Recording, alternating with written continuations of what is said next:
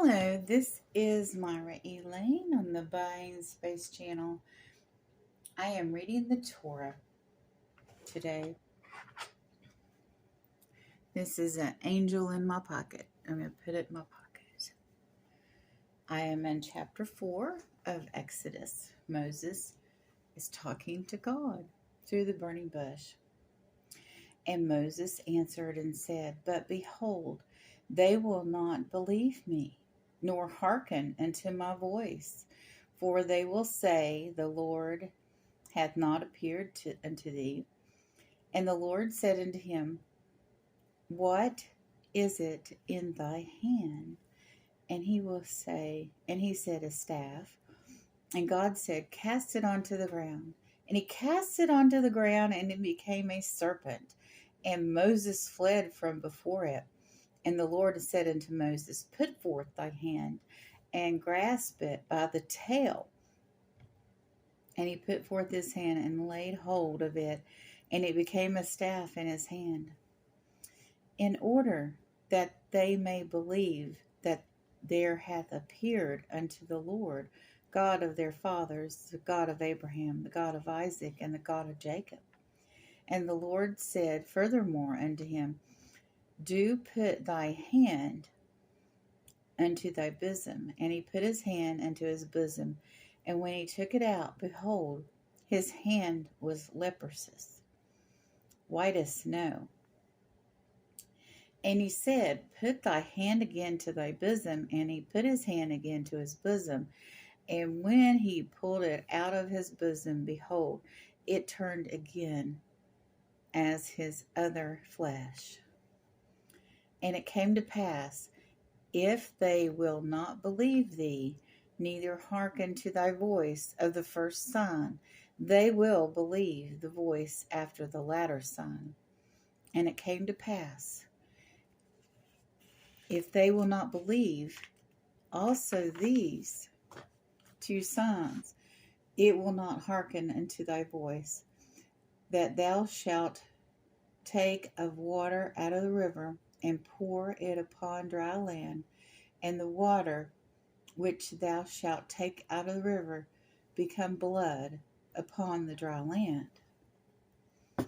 And Moses said unto the Lord, "Pardon, O Lord, I am not a man of words, neither yesterday nor the day before, or ever since thou hast spoken unto thy servant, for I am heavy of speech and heavy of tongue."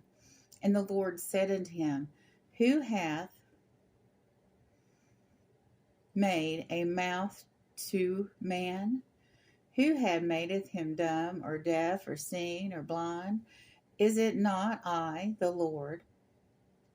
Now therefore go, and I will be with thy mouth, and I will teach thee what thou shalt speak." And he said, "Pardon, O Lord, send, I pray thee, by the hand of him who thou wilt send."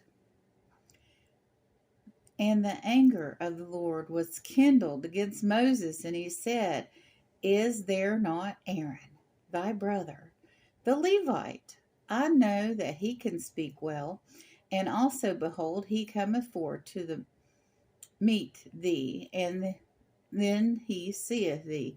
He will be glad in his heart. And thou shalt speak unto him, and put words into his mouth, and I will be with thy mouth, with his mouth, and I will teach you what ye shall do. And he speak for thee unto the people, and he shall be, yes, he shall be unto thee as a mouth, and thou shalt be to him as a chief. And his staff thou shalt take in thy hand, wherewith thou shalt do the signs. So that's the last that was said between God and Moses at that time through the burning bush. And then he returns to his father-in-law to tell his family what happened. and to get their reaction. So if God calls you and you don't go, He's going to be angry with you, just like He was angry with Moses. I don't know what He would have done to Moses if Moses would have just outright refused. We know what He did to Jonah. Jonah was called, and Jonah decided not to go. And Jonah was swallowed by a great fish or a whale and was in its stomach for 3 days and then regurgitated out. How awful is that? But God, Yahweh, is responsible for the air that we breathe. And at any point in time, we could pass away. We could die. I know that I haven't died, and I've almost died several times because I had a purpose in life.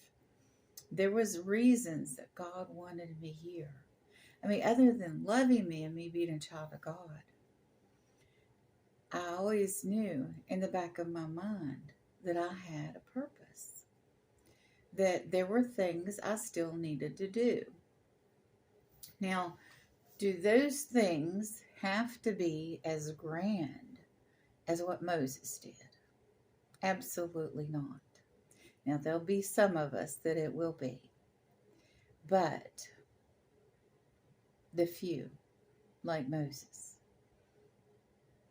like Elijah, like so many others, like Zipporah, Moses' wife, if she hadn't done the things that she did, the Hebrews would have continued in slavery for who knows how long. So we all have a purpose. One of those things that we need to do is we need to spread the gospel. But I also think I see how things happen in life. And sometimes I think that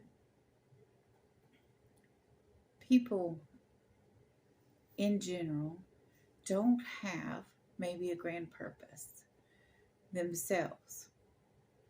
But you may be the person, you may be on a sidewalk at an intersection, and somebody comes up and they're in too big of a hurry, and they've got their coffee and they're holding their briefcase or purse or whatever, backpack, rolly, and they're just rushing because they're late. And that person has a purpose. They've been assigned a higher purpose by God. And you're the person that simply puts your arm out to prevent that person in a rush from going out in traffic. And you saved their life. I mean, you don't think about it at the time, but you did. You just naturally put your arm up to prevent that person from going out in traffic. Just think about the people in Moses' life. Maybe Moses almost fell into the well one day, and one of Zipporah's sisters grabbed him and kept him from falling in that well. She changed history when she did that, if that happened. That's there's a lot of conjecture if you watch movies about the life of Moses, but particularly they'll show his childhood. From this, what I've read directly out of the Bible, we don't know whether Moses found out the day before he smote the Egyptian that he was Hebrew, or 2 days before that, or a week before that, or if he grew up knowing that he was Hebrew, or if it was hidden from him and he was treated like a prince of Egypt, like he was in the bloodline to a certain age, then was told, oh, by the way, you're Hebrew, by somebody. We don't know. We don't know that his mother didn't tell him and ask him to keep it a secret. All of those things are depicted fictionally through conjecture and are discussed figuratively through conjecture on what his childhood was like. We don't know anything beyond that his own mother nursed him, and after he was weaned, he was returned to Pharaoh's house. And we know 2 days before he killed the Egyptian that he knew he was Hebrew. But we don't know that he knew any time before that. So there's a lot we don't know.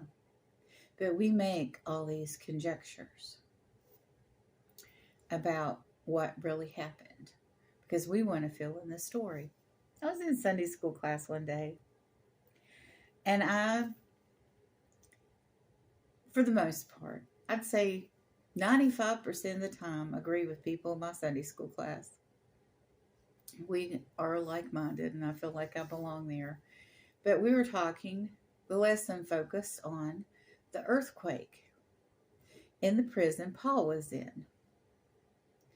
And after that earthquake, what happened in the community and what happened with the family was not discussed anymore in the Bible.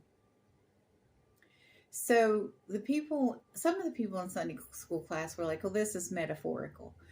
I'm sorry. I have the faith to believe that the flood happened, that there really was a Noah's Ark. I have faith to believe the Red Sea was parted by Moses.